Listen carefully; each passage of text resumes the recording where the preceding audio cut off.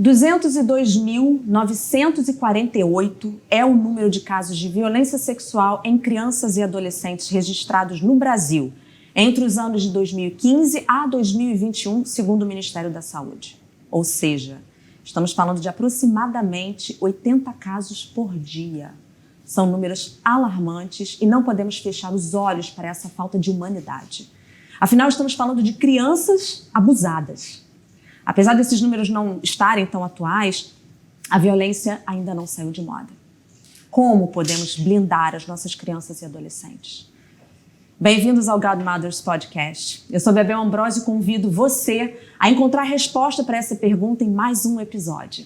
Entendemos que para combater a violência precisamos informar, abrir espaço para discussão e dar voz às vítimas que precisam ser ouvidas, para encorajar tantas outras vítimas que ainda estão vivendo em situações que são lastimáveis.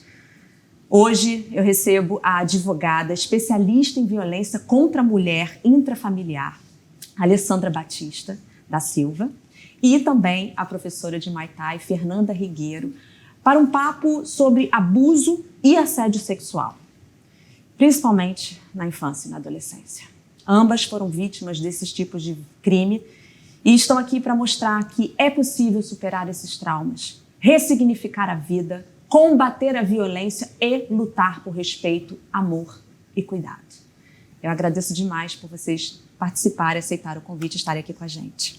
O prazer é meu, obrigada.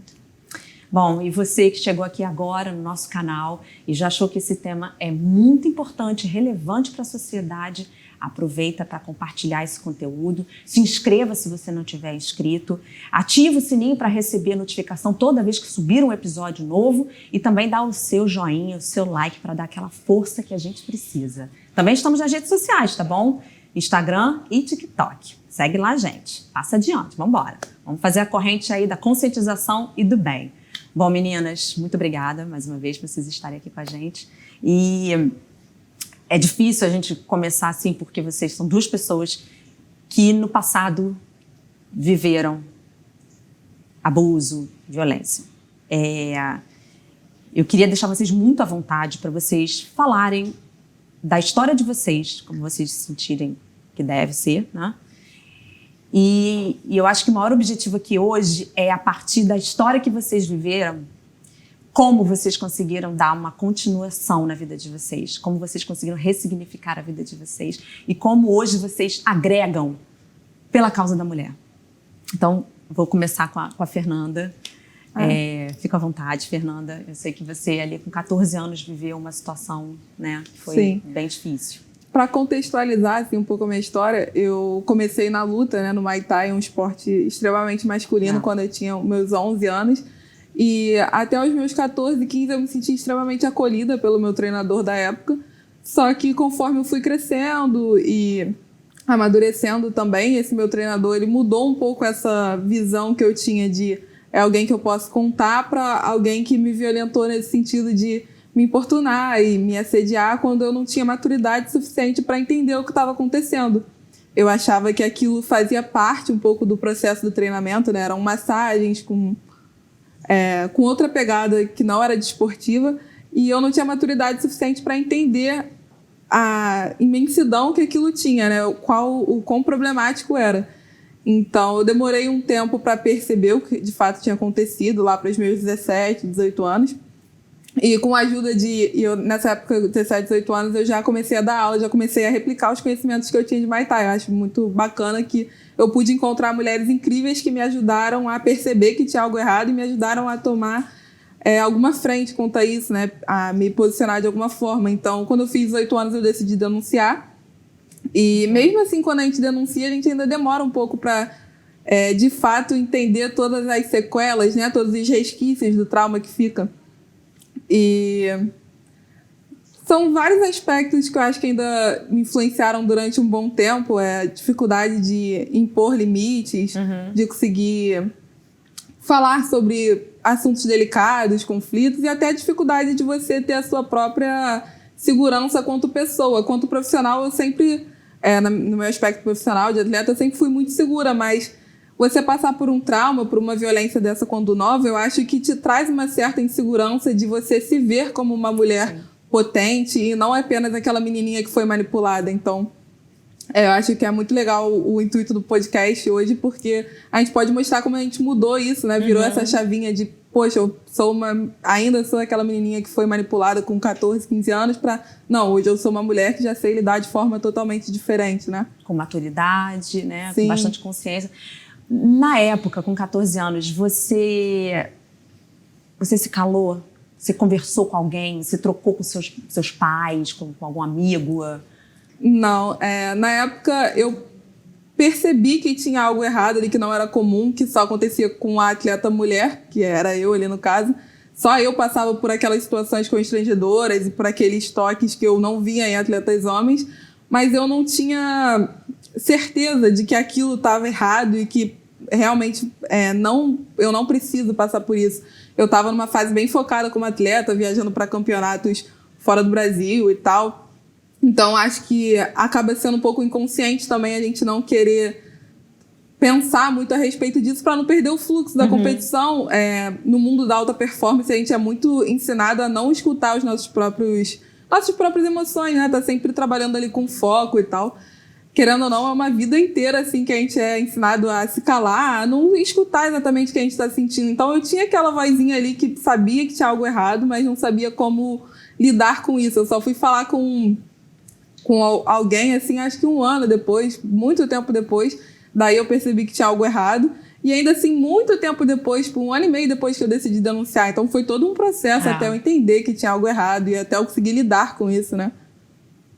Em que momento você sentiu que, opa, tem algo acontecendo? Eu acho que nos momentos da massagem eu já percebia que tinha algo errado, mas eu não queria acreditar. Eu acho que quando eu falei pra alguém, daí eu percebi, não, isso realmente é grave. Não é só, porque uma das coisas que eu escutei muito foi: ele é um bom treinador, mas ele tem esse problema. Não é algo insignificante, ele tem esse problema. O fato de ser um bom treinador não minimiza o dano que é o cara ser um abusador de crianças, assediar crianças. Com certeza. E isso foi uma das coisas que eu mais escutei, assim, durante a minha trajetória da luta. Ele tem esse problema, mas ele é um bom treinador, ele faz ótimos atletas e tal. E não é bem assim que funciona. Então, eu acho que eu percebi... A primeira vez que eu conversei com alguém, eu percebi que tinha algo errado, 1 ano e pouco depois de ter acontecido. Mas só com 18 anos, assim, 3 anos depois do que aconteceu, que eu realmente percebi, não, o fato dele ser um bom treinador, o fato dele ter me feito uma boa atleta, não minimiza todos os danos que me trouxe psicológico, todos os traumas, tudo. Uma coisa não releva a outra, sabe? Com certeza não. Com certeza Nem não. um pouco.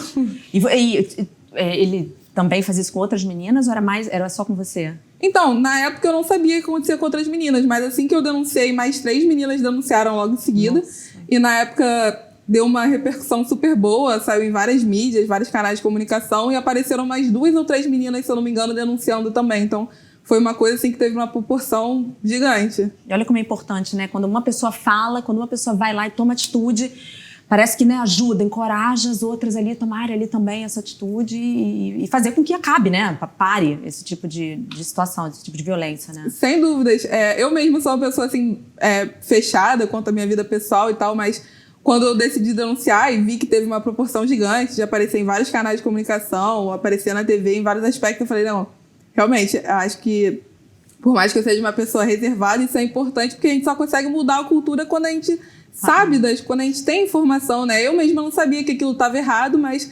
acredito que hoje em dia a gente já tem um pouco mais de informação e talvez seja um pouco mais fácil identificar, não fácil, mas seja um pouco mais descomplicado identificar alguns sintomas, alguns sinais, assim, de que a relação tem algo errado ali, né? Você ali tão jovem, algum momento que, quando você percebeu, depois desses 2, 3 anos ali, você se deu conta do que estava acontecendo, você teve medo de denunciar? Ou você teve vergonha? Porque ainda jovenzinha, né, ali no núcleo social, de amigos e tal, você teve vergonha ou medo? Eu tive medo do que poderiam fazer comigo depois eu denunciar. Depois da denúncia, né, depois de aparecer... ter a cara do treinador estampada em vários jornais, coisas do tipo, né? Eu fiquei com um certo receio de que pudessem fazer algo comigo, algo violento mesmo, coisas perigosas e tal. Fiquei com esse receio na época. E depois eu fiquei com um pouco de vergonha, mas não assim que eu denunciei, porque assim que eu denunciei teve uma repercussão ótima, excelente. Eu vi ali na hora que me tirou um sentimento de, poxa, ele tá impune.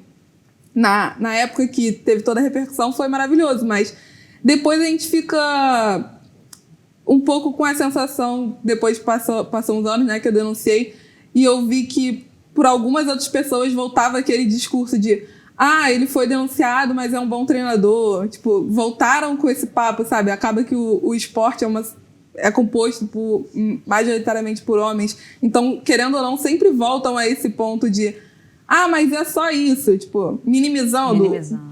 Então, a gente acaba ficando com uma certa vergonha de, tipo, poxa, tá passando impune de novo, sabe? E eu me expus, aconteceu isso tudo.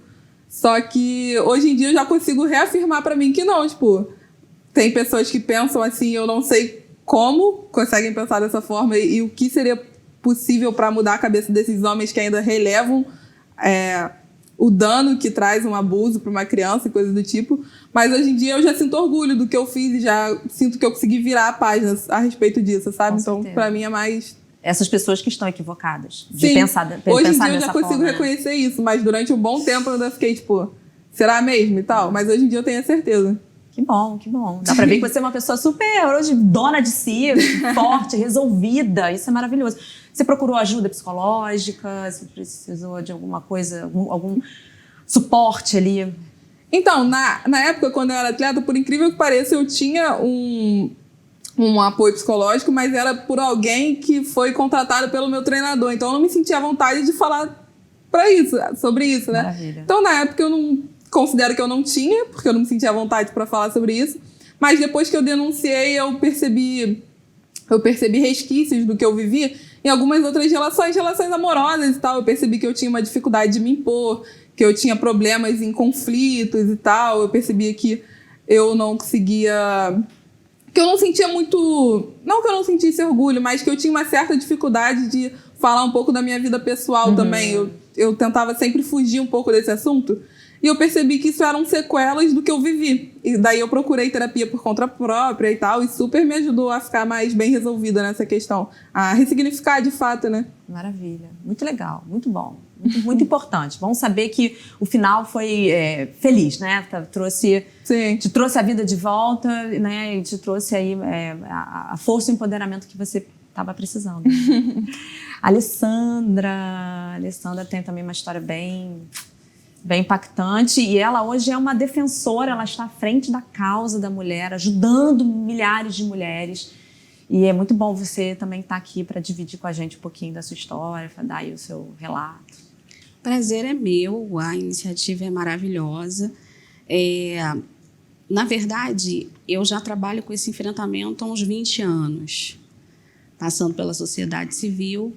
E como eu te falei, Bebel, o meu caso, o meu lugar de fala é de alguém que também passou pelo abuso sexual infantil, né? Então, eu tinha 9 anos de idade. Era um pastor missionário que frequentava a nossa casa, fazia cultos regulares. E a gente incompreende, né? Só que na minha época, você não tinha um instituto protetivo, né? Porque tudo é muito novo. O ECA é de 1990. Então, foi antes disso. Logo em seguida, nós tínhamos uma cultura... O Brasil é um país violento, é um país que tem uma marca de violência doméstica, intrafamiliar. Então, esses comportamentos eles eram relevados.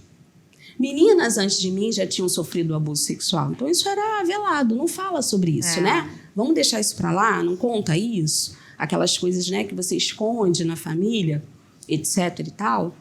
E aí, o clássico da vítima, eu tive a culpa pelo abuso sexual que eu tinha sofrido de um homem de 60 anos de idade.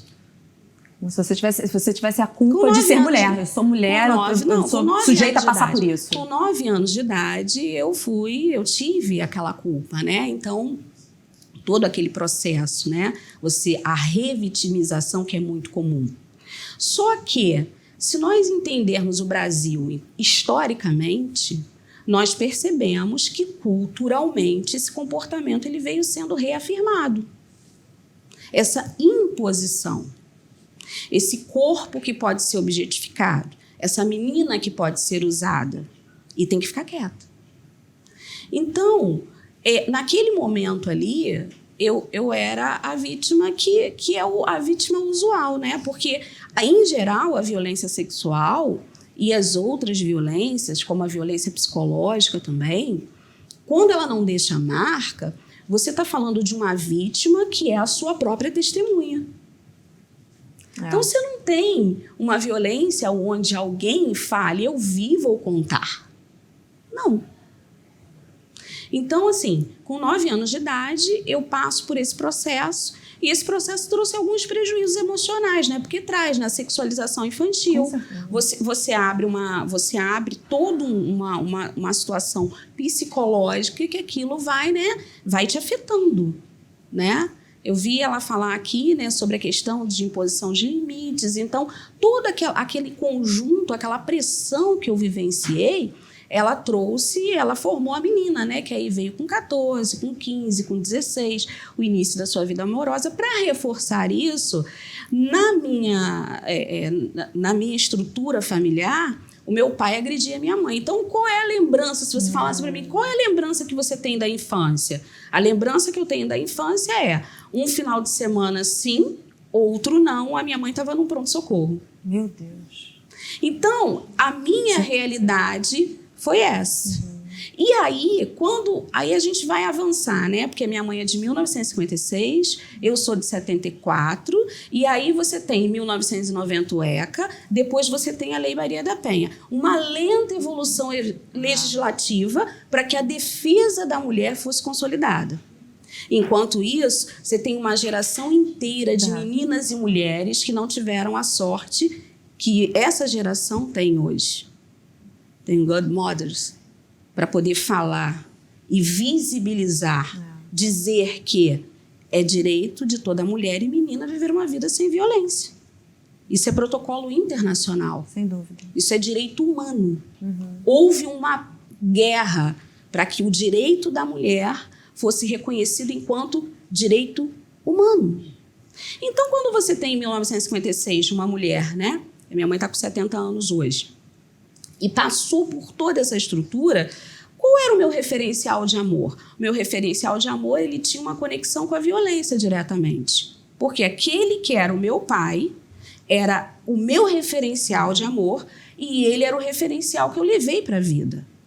Óbvio que parte das minhas relações, elas tiveram esse componente que depois que você passa a estudar, você passa a se especializar, a psiquiatria chama de atração traumática. Então, os meus relacionamentos, eles tinham um componente de guerra.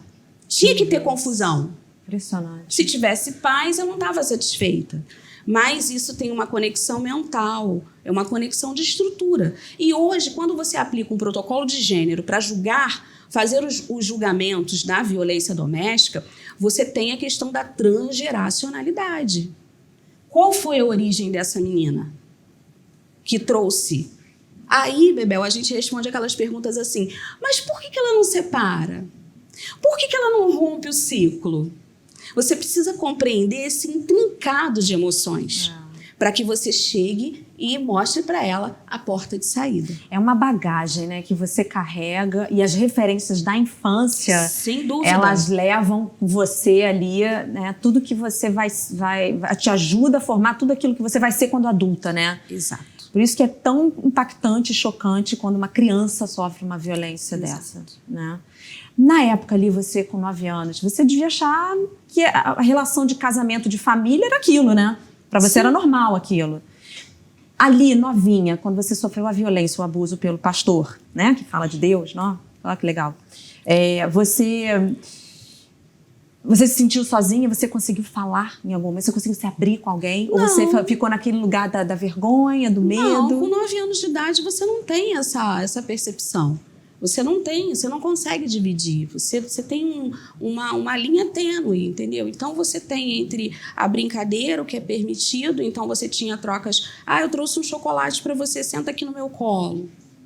Toca aqui. Era essa dinâmica, que é uma dinâmica que se repete até hoje. Só que hoje a gente tem outras formas de educar as nossas crianças, as nossas meninas, para impedir que aqueles comportamentos eles continuassem.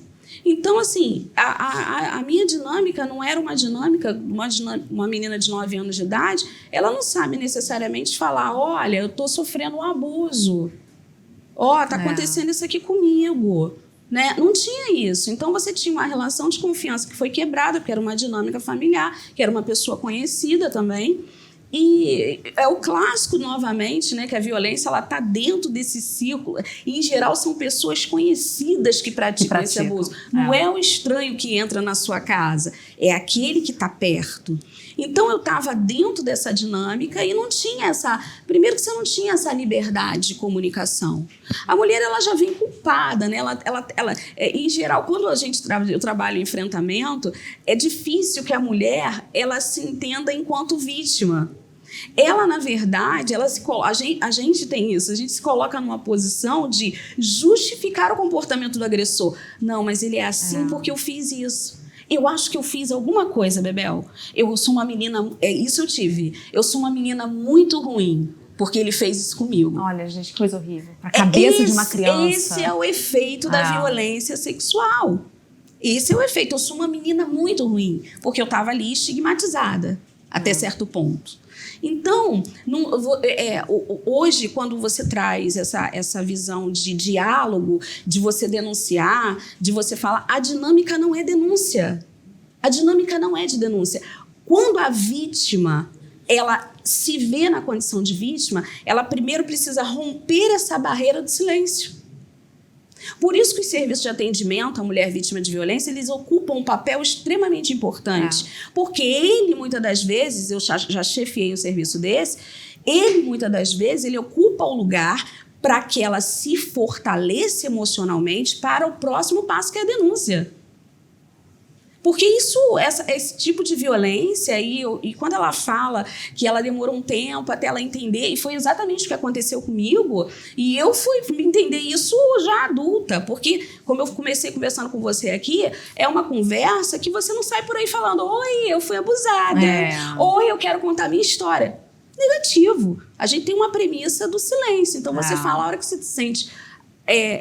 você tem a oportunidade de falar. Hoje eu falo. Por quê? Porque eu me sinto curada para isso, né?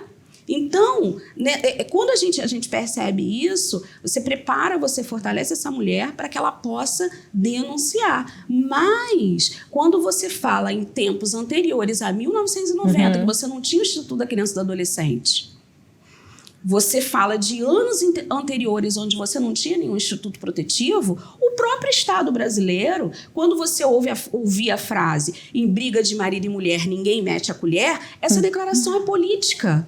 Total. Por que ela é política?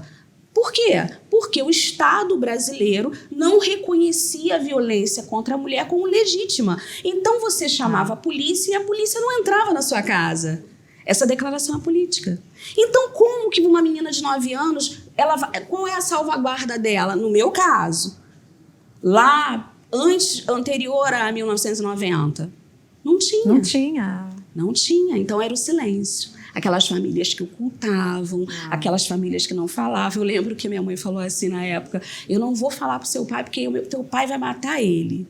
Então, isso tudo ficou velado. Isso ficou velado, e de fechado. fato poderia ter, né? Feito, sim, né? exatamente. Isso ficou velado ali, né? Naquela estrutura ali familiar. E eu cresci assim. Eu cresci assim. E se você, eu acho que você vai... Eu não vou me antecipar a sua pergunta, que você vai me perguntar o que eu fiz, né? Eu vou deixar você falar para depois eu passar por essa parte. Mas eu cresci nesse universo. Não, na verdade, antes... Eu vou te perguntar isso, mas eu ia perguntar se a Fernanda também se sentiu culpada quando você... se você sentia que, eu tô passando por isso porque eu sou mulher, porque eu sou bonitinha, porque... Já passou diversas vezes na minha cabeça coisas de tipo... por conta da minha roupa de treino. Porque roupa de treino, querendo ou não, é uma roupa um pouco mais justa. Eu treinava MMA também na época, então é uma roupa mais colada no corpo. Diversas vezes já pensei, tipo...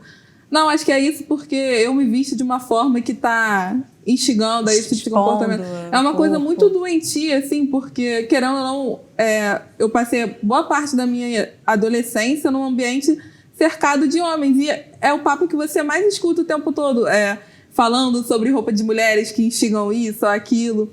E é uma mentalidade completamente machista para uma criança que está crescendo ali escutando aquilo, para uma adolescente que está crescendo escutando aquilo. Então, quando eu me vi numa situação que eu estava sofrendo uma violência, antes de eu conseguir identificar na minha cabeça, antes de eu conseguir entender o que era aquilo tudo, quando eu percebi, tipo, isso não tá um pouquinho certo, tô achando isso daqui um pouco errado e tal, eu já pensei, vou mudar a roupa, eu acho que eu tô indo com uma roupa um pouco colada, eu acho que é isso, é achando aquilo. que o problema era você. Achando que o problema era eu. E é muito bizarro o quanto, quando a gente cresce e percebe as sequelas do trauma, a gente continua achando que o problema é a gente em grande parte da...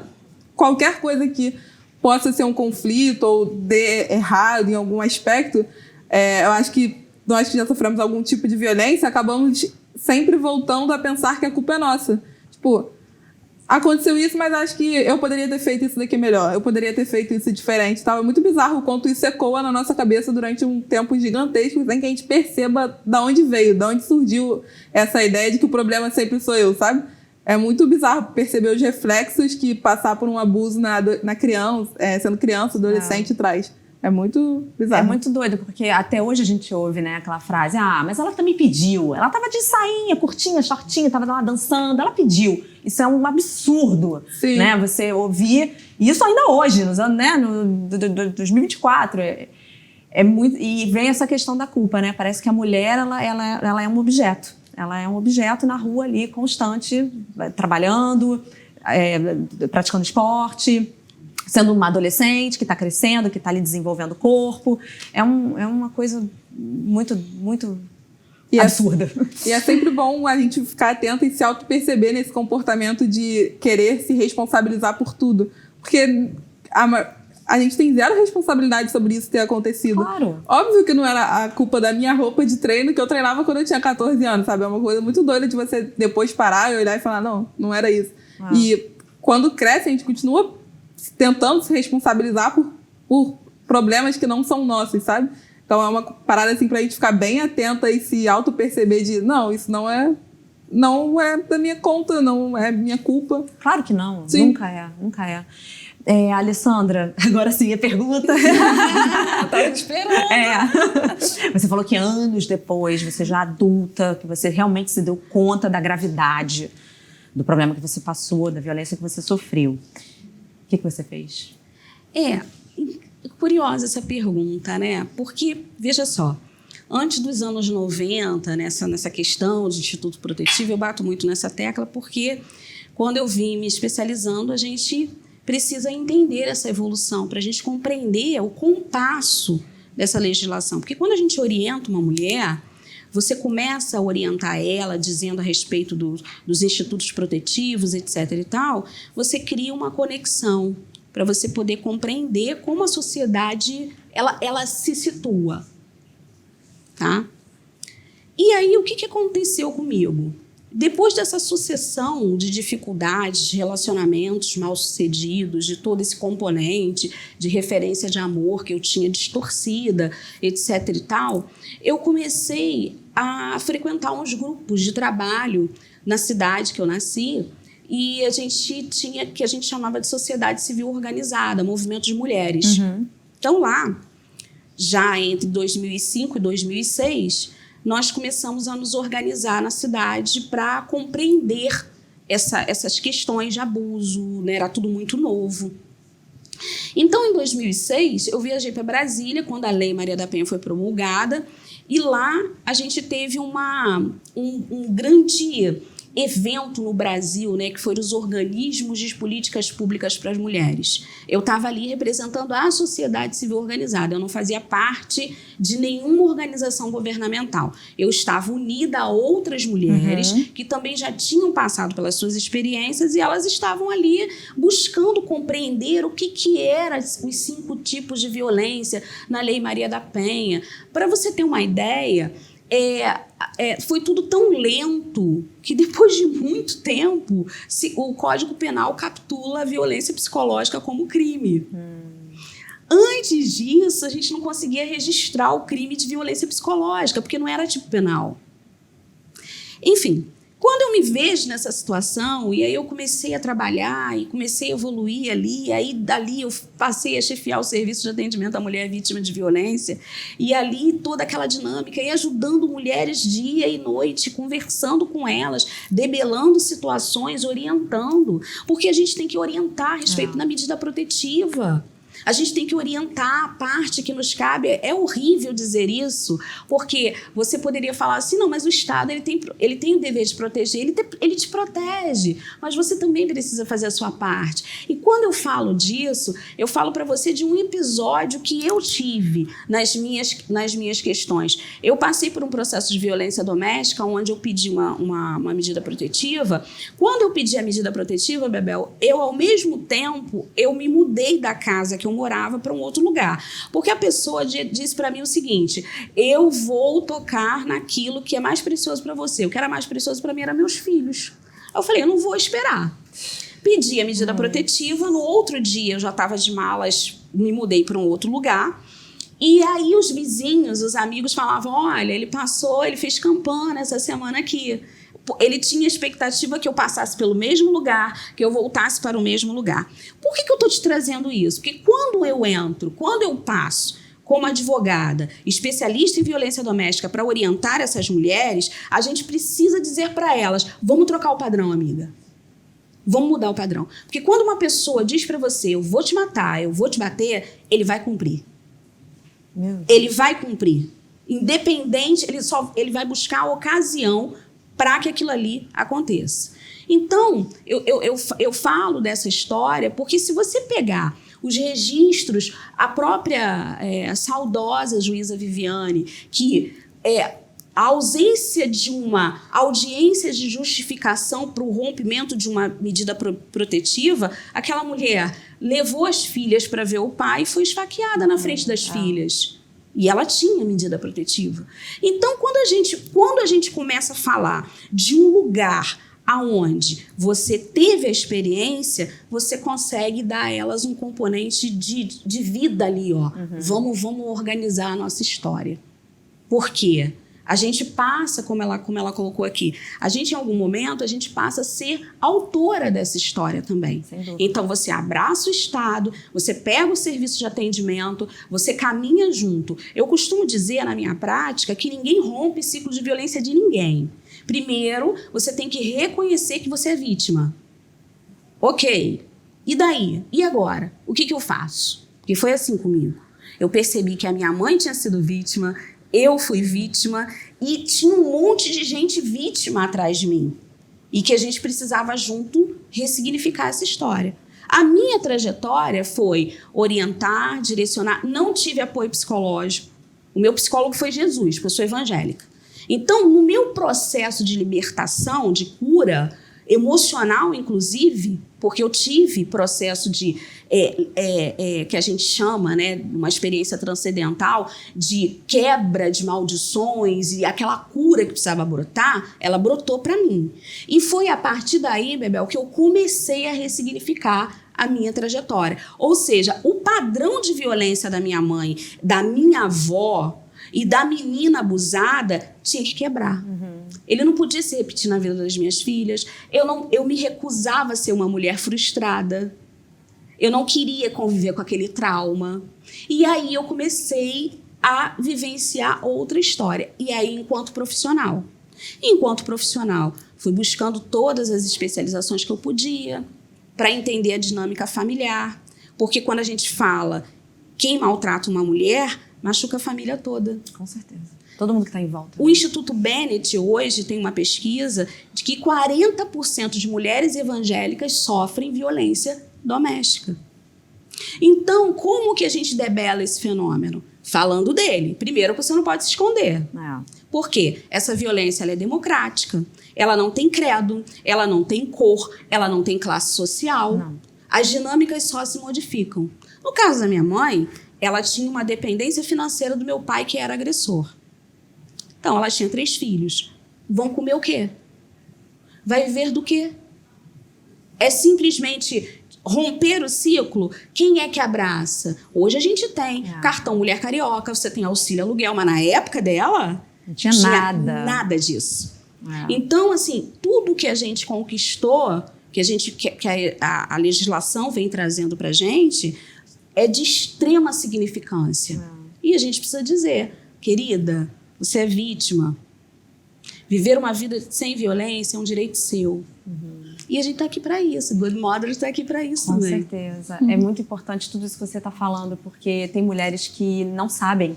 Elas percebem, estou agora entendendo que sou vítima, entendo isso, mas e aí? O que eu faço? Porque eu posso ir ali fazer uma denúncia, mas depois eu volto para casa?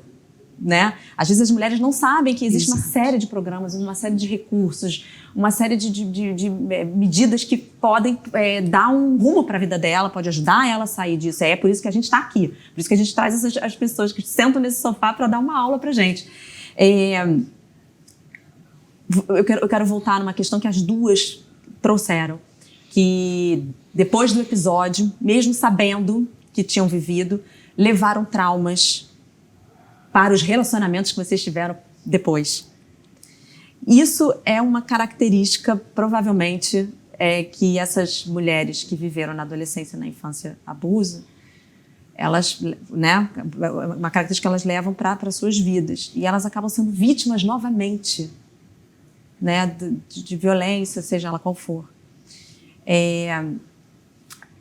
Hoje você não passa mais por isso, nem você passa mais por isso. Vocês não permitem mais. Hoje já com o tempo a gente já consegue reconhecer, já consegue se perceber os padrões que a gente acaba repetindo, que a gente repetia quando a gente ainda tinha uma mentalidade, um referencial, como você falou, não, um referencial errado. E a gente consegue, acho que com o tempo mesmo, com as relações, a gente percebe o que tem de errado e tenta evitar o máximo possível. Pelo menos para mim, é uma coisa que funciona. Então acho que não me vejo passando por uma outra relação com os mesmos problemas que a Fernanda do passado tinha, de dificuldade de me impor, de dizer não, de não concordar com alguma situação e ainda assim não querer problema, querer continuar tudo em paz, tudo de uma maneira confortável e fazer algo que eu não queria fazer, tomar uma atitude que eu não queria tomar. Então hoje eu zero me vejo nesse papel de novo, mas já passei por diversas situações que hoje em dia eu nem cogito. Mas o que você acha que fez você mudar essa atitude? Para mim, o papel da terapia foi fundamental, porque eu não sabia que aquilo era uma consequência de um trauma que eu tinha vivido. Depois que eu entendi que era consequência do trauma, eu falei, tá, e agora o que eu faço? Eu sei que eu tenho essa dificuldade por conta do que eu passei quando eu tinha 15 anos, mas e agora?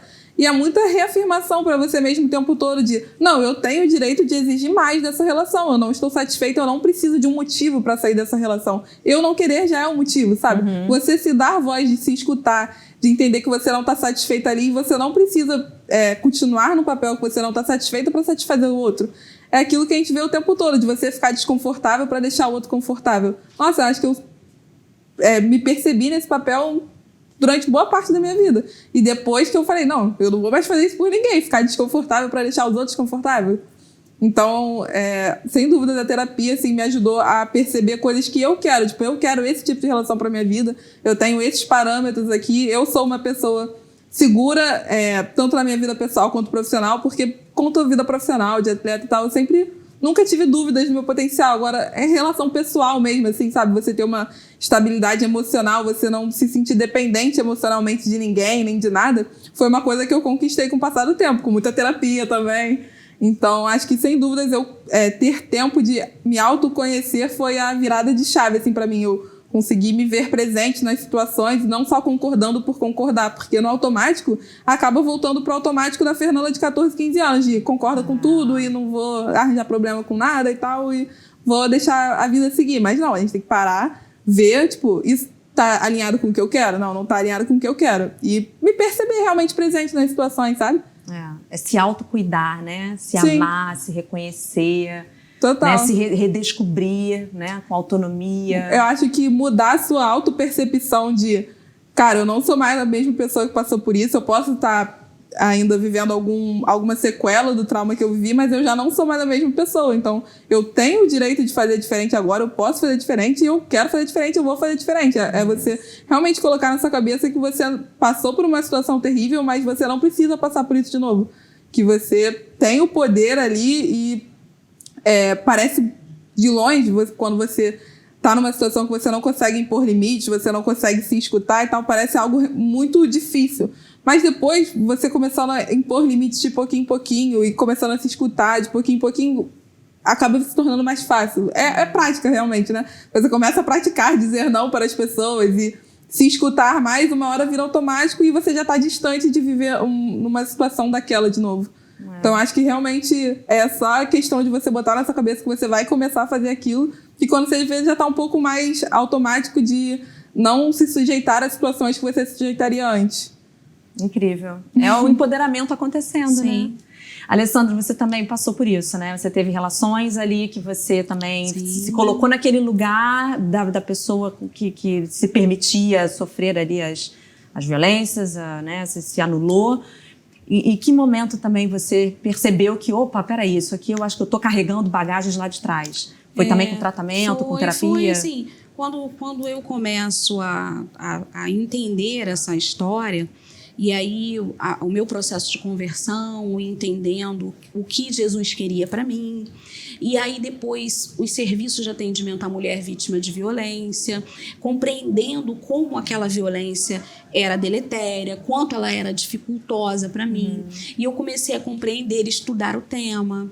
Quando uma criança ela vivencia a dinâmica disfuncional de um lar entre o pai e a mãe, ela vira uma espécie de mediadora de conflito. Então, ela aprende muito cedo como aplacar a ira daquele pai violento. Ela leva isso para os seus relacionamentos.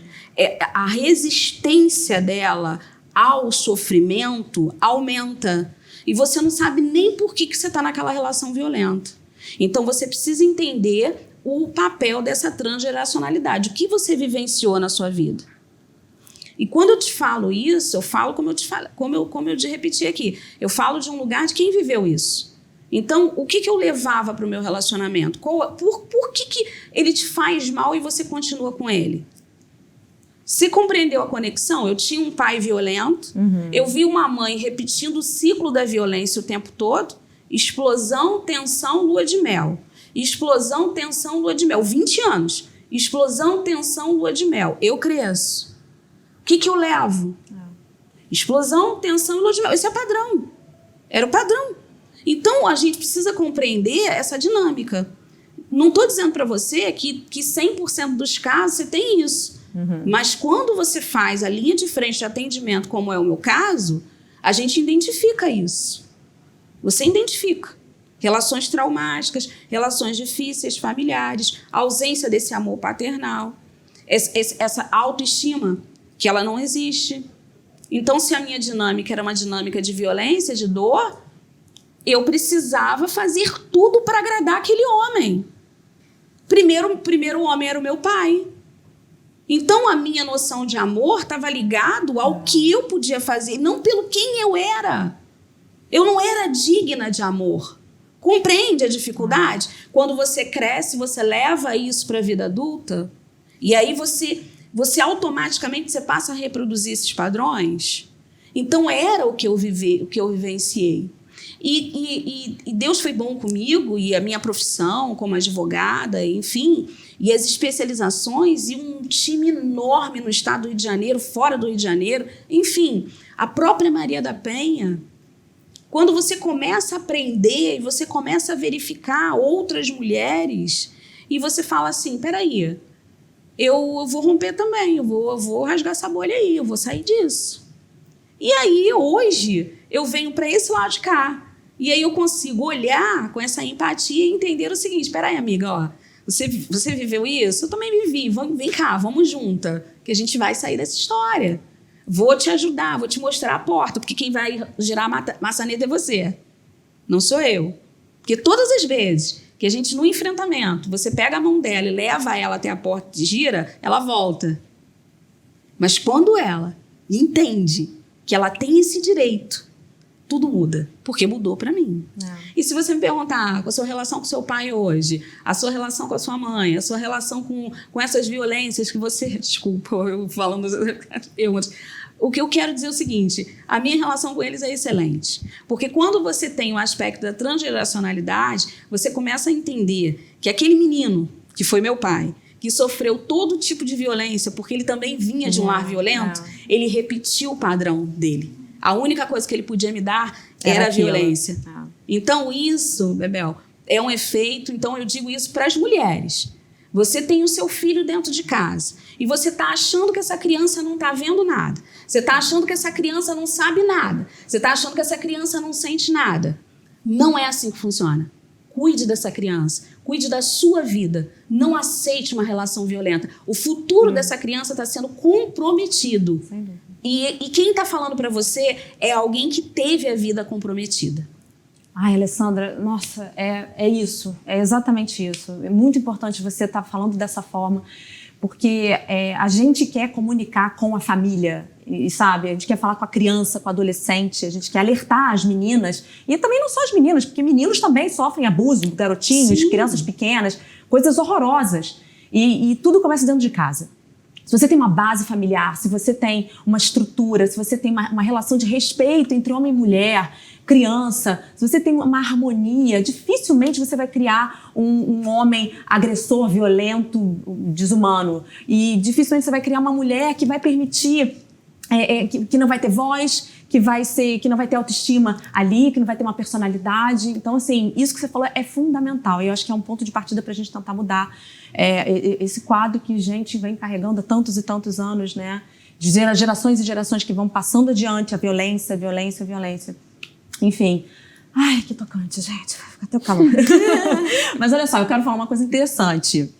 Sabendo da história de vocês, antes da gente começar a gravar, eu sei que hoje vocês são mulheres que venceram, passaram por tudo isso, venceram. E eu queria que a Fernanda falasse um pouquinho, que hoje ela é professora, né, de Muay Thai, trabalha com meninas, né? Conta aí pra gente. Sim, hoje eu dou aula praticamente 99% para mulheres, assim, meu público é destinado totalmente a mulheres. E eu faço as aulas, tento tornar um ambiente masculino, que é o da luta, um ambiente amigável e acolhedor para mulheres também, para que elas sintam a vontade de treinar, para que possam treinar com a roupa que quiserem, sem se sentir em algum nível de perigo, sabe? Possam se sentir confortável praticando um esporte que vai te dar autoconfiança, vai te dar disciplina, vai irradiar para vários aspectos da sua vida, mas ainda assim não tendo que te deixar desconfortável, você pensar que tem que passar por alguma situação desconfortável para viver um momento bom ali, prazeroso. Então eu fico muito feliz de poder replicar, passar para frente os conhecimentos que eu tive, mas sem levar a parte dos traumas, conseguindo tornar um ambiente acolhedor, realmente fazendo que as pessoas gostem, se sintam à vontade de treinar e tendo um pouco do que eu não tive, que foi esse ambiente acolhedor, de me sentir bem ali, poder ser eu mesma e tal. Então hoje em dia eu trabalho 100% com mulheres praticamente, e é realmente uma conquista para mim me ver num papel, principalmente num esporte que eu já me vi sendo uma menininha manipulável, hoje me ver uma professora com autoridade, poder replicar os conhecimentos para outras pessoas. Então eu me sinto bem, realmente bem que virei a chave mesmo, sabe, que segui meu objetivo.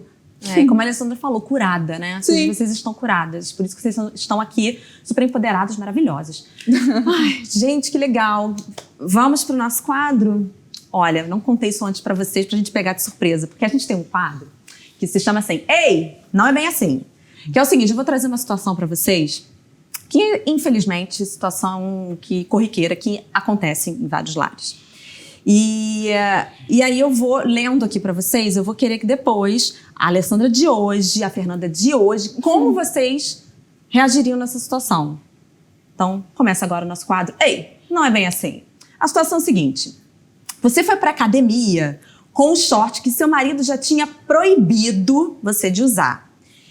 E quando ele chega para te encontrar lá na academia, ele se depara com esse look indesejado por ele. Na mesma hora, o indivíduo pega você pelo braço, puxa para um canto e fala que vocês vão embora do ambiente naquele exato momento. Manda você pegar sua bolsa, fica atrás de você que nem uma sombra e em seguida te conduz até o carro. Vai lá, te impondo situação. Quando chegam perto do carro, abre a porta, te joga lá dentro e de tanta raiva fecha a porta no seu braço, te machucando. Resultado, na mesma hora você sente uma dor absurda e em seguida vem ali um hematoma, uma marca. O que vocês fariam nessa situação? A Alessandra de hoje é Fernanda de hoje. Você começa? Posso começar? Começa, que o meu é pesado. Então, eu acho que ele, primeiramente, se é num lugar público, eu acho que hoje em dia o meu instinto totalmente diferente de anos atrás seria chamar atenção para aquela situação, porque quando aconteceu comigo, eu deixei aquilo ficar debaixo do tapete, assim, ninguém sabia, ninguém via, ninguém se manifestava. E quando eu comecei a falar com algumas pessoas, eu percebi que não, tinha gente ali para me ajudar. Então, eu acho que hoje, se acontece uma situação dessa pública, principalmente, eu tento chamar atenção o máximo possível para aquela situação antes mesmo de chegar no carro, por exemplo. Poxa, se o cara tá fazendo isso comigo, me constrangendo na frente de tantas pessoas, tendo esse comportamento tão rude comigo da frente de outras pessoas, acho que é mais do que o meu direito eu conseguir chamar atenção para aquela situação, para que a envergonhada da história não seja eu de estar sendo tirada da academia pela roupa que eu tô, ou estar sendo levada pro carro, para que o envergonhado da situação seja ele, dele estar com esse comportamento errado, para que as pessoas à volta consigam fazer ele ficar envergonhado e não eu ficar envergonhado. Então acho que essa seria a minha reação, assim, pra hora de tentar virar o papel de não eu ficar com vergonha por estar passando por aquilo, mas o cara ficar com vergonha por estar fazendo isso. E sem dúvida, se eu fiquei com hematoma, se eu tô na academia, tenho câmera, tenho gente que viu e tal, sem dúvida de denunciar, porque eu acho que não que necessariamente vá fazer o cara parar de ter aquele comportamento, mas já é um começo para que ele pare, para que ele veja que não é tudo impune, que pode fazer o que quiser e que não tem consequências. Então, acho que essa certamente seria a minha reação, assim, de primeiro momento, deixar o cara desconfortável, não eu me permitir ficar desconfortável naquela situação. Eu sei que é uma coisa difícil, mas acho que seria o meu primeiro instinto hoje em dia. E depois correr atrás juridicamente, e denunciar, e fazer o possível, tendo em vista que eu tenho ali testemunhas, tenho câmera e tal. Acho que essa seria a minha reação. Isso aí, tá certo. Ele que tá fazendo papel de ridículo. Ainda mais que uma professora de Muay Thai, né, gente? Nossa, correu um risco enorme. Corajoso. Eu daria um golpe nele. Rapidinho. Olha, o comportamento abusivo, certamente esse exemplo aí não é a primeira vez que ele faz isso, ele deve ter feito outras vezes. O comportamento abusivo, ele sempre tem uma graduação. Então, para esse nível de violência, porque você tem o constrangimento, você tem a violência psicológica ali, você tem a imposição e você chega nas vias de fato quando o braço é atingido.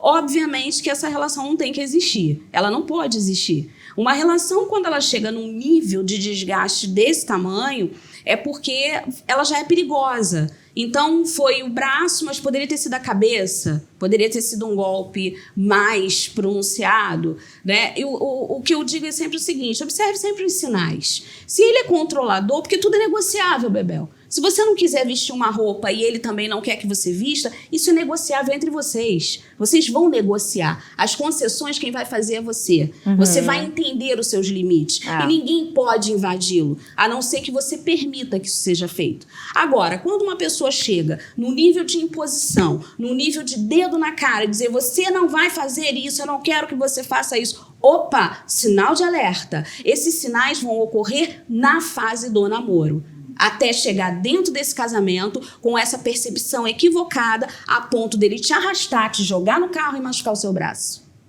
Então isso tem que ficar bem gravado na nossa mente. O comportamento abusivo, o abusador, ele vai dar sinais o tempo inteiro. E isso tem que ficar muito alerta na sua mente, para que você não caia num relacionamento abusivo, e aí fica mais difícil de você romper, né? Porque você vai lá, você denuncia. Esse não é o padrão. Em geral, ela passa pela primeira, pela segunda, pela terceira, pela quarta. Quando chega um olho roxo, quando ela tem uma situação muito mais grave, mas antes dessa grave, antes do braço, ocorreram outras. É aquele puxão, é aquele... Não vai. Por que você fez isso? Eu sei que o tempo é pouco, mas eu tive uma situação, depois de uma palestra, uma menina chegou para mim e falou: doutora, eu vivi tudo isso aí que a senhora falou. E um dia eu acordei, botei meu batom, me vesti, eu não estava nem decente, não. Ele mandou eu trocar a roupa inteira, porque ele não queria que eu usasse aquela roupa. Resultado da história, ela ignorou o sinal, ela foi levada, ela casou com esse indivíduo, ela foi levada para um local afastado aqui no estado do Rio de Janeiro, e ela vivenciou com o seu filho um cárcere privado. Meu Deus. Nossa. Mas o primeiro momento foi o dia que ele olhou para ela e falou: tira, você não vai sair com esse batom, você não vai sair com essa roupa. E ela ignorou o sinal. É assim que eu oriento as meninas. É isso que eu falo para elas. Entendam os sinais. Nossa, você falou tudo. E às vezes a menina tá apaixonada, tá vivendo. Ele tá só com ciúmes. Não existe isso, ciúme bonitinho. Não tem isso. Não existe isso. Muito, muito importante, principalmente para as meninas novinhas, as crianças, adolescentes, ficarem atentas a essas pequenas tentativas de passar do limite, né? São pequenas... vou testar o limite dela aqui, vou testar aqui, né? São coisas tão sutis que você não percebe, até por falta de maturidade. Sim. Bom, para finalizar, eu queria, assim, pedir para vocês duas, de uma forma um pouco breve, assim, claro, se for possível, o que vocês falariam hoje para uma menina de 14 anos e para uma menina de 9 anos? Que dica que vocês dariam para essas meninas? Alessandra. Mamãe, papai, titio, fale. Você tem que falar. Você precisa falar. Você não pode permitir que alguém toque no seu corpo de forma indevida. Então você precisa falar. Em geral, o agressor, ele vai dizer, não fala porque eu vou matar seu pai, eu vou matar sua mãe, eu vou contar isso, porque talvez você tenha entrado na internet, talvez você tenha fornecido uma foto. Mas conte, fale, busque ajuda, procura o professor, procura a escola, procura seu pai, sua mãe, a sua rede de apoio. Uma menina tem direito de viver uma vida livre da violência e ninguém pode violar você. Então eu diria isso para a menina, Bebel, eu diria isso para ela, para que ela possa buscar, ela precisa falar. Isso. Conta tudo da sua vida. Isso é necessário, porque para a gente ativar ajuda, a gente precisa contar primeiro o que está acontecendo. Sem medo. Né? Sem medo. Fernanda. Eu acho que, adicionando assim o que ela falou, que eu acho que ela falou é exatamente o principal, você sentir a vontade de falar com outras pessoas, é você conseguir se ver diferente daquela situação. Você passou por aquela situação, mas você não é a mesma pessoa que viveu aquele trauma para sempre. Então você conseguir se auto-perceber, mesmo que seja pequenos movimentos de tentar mudar, de tentar denunciar, de tentar contar para alguém. Os pequenos movimentos que você puder fazer para sair daquela relação, você mesma tem que valorizar de eu já não sou mais aquela pessoa manipulável, eu já consigo tomar minhas próprias rédeas, minhas próprias decisões. Então, mesmo que não seja de uma hora para outra que você vai conseguir sair de uma relação dessa, que você vai conseguir não estar mais numa situação dessa desconfortável, numa situação de abuso e de violência, eu acho que você mesma tem que reconhecer o valor de você estar tentando. Então, tentar e sempre persistir de sair, de não ficar mais desconfortável numa situação dessa, até que de fato você consiga. As coisas não são de uma hora para outra, não é rápido que você vai conseguir sair de uma situação dessa, de uma relação também. Então, eu acho que é você se auto-perceber capaz de sair e ir tentando até que de fato você consiga. Acho que em adicional ao que ela falou, acho que essa é uma coisa emocional, assim, que a gente acaba carregando um peso emocional de não estar, de se sentir incapaz, de não sair de uma relação, de não sair de uma situação desconfortável, mas os pequenos passos que você dá para sair também são importantes. Não é de uma hora para outra que você vai conseguir virar a chave, sabe? Então, os pequenos passinhos que você vai dando de sair, de perceber, só de você começar a perceber que tem algo errado, procurar ajuda, falar com alguém e tentando, sabe? O que acho que não pode acontecer é você desistir, desacreditar que você merece viver algo bom. Acho que é isso, sem dúvida. Eu acho que a gente tem aí uma boa dica, sabe? Uma boa dica para ser seguida. Bom, eu quero muito agradecer a presença de vocês aqui, vocês terem aberto as suas vidas, né? Vocês terem compartilhado. Acreditem que isso é fundamental para quem vai estar assistindo. Meninas, adolescentes que com vergonha, com medo, com culpa, não falam o que passam na escola, ou na igreja, ou dentro de casa. Então, isso tem uma importância, assim, acho que a gente nem consegue calcular. Agradeço demais a presença de vocês aqui e eu espero que isso seja uma inspiração para você, mulher, criança, adolescente, homem, todo mundo, uma inspiração para todos nós, para a família. Vamos levar diálogo, vamos levar conscientização. E esse é o nosso propósito aqui, dar voz. Vamos falar. Elas deixaram a dica, então vamos seguir elas. Mais uma vez, agradeço você também e eu espero no próximo episódio. Até lá!